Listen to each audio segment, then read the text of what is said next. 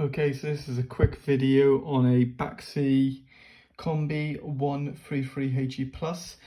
Issues with this boiler have been leaking from underneath. A lot of internet searches have showed that potentially the leaks are from here, coming from what seems to be the flow switch for the mains hot water. Usual spiel, obviously you shouldn't be touching your boiler unless your gas is safe registered. Obviously this boiler is being decommissioned, so I can actually show you the repair on this boiler. So this one here is what you need to remove. First of all though, you need to remove your heat exchanger. Screw here, screw here, screw here, and screw here. The heat exchanger will come off. You potentially need the two replacement seals that will go through the two sides of the heat exchanger.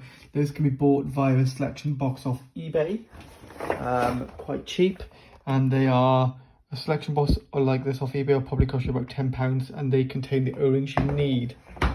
So when you initially pull this off, there's a small fibre seal in here that needs to be replaced, and above here there's a seal in the copper to plastic section, and then there's a seal then between the plastic and plastic section which connects the flow switch.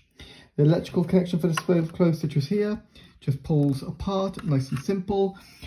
Initially I thought that this flow switch was okay and it was just one of the O-ring seals that had gone. Later I found that the actual housing had split all the way down the centre, and you can't actually see it unless you put it under pressure or unless you put something inside and force it open.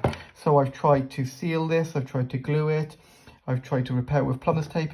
It doesn't work, guys. You need to buy a new one. These are sold on eBay. This is the parts kit you can buy.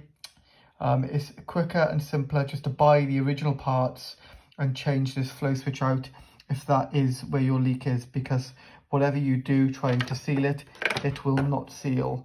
I hope this video helps. Cheers, guys.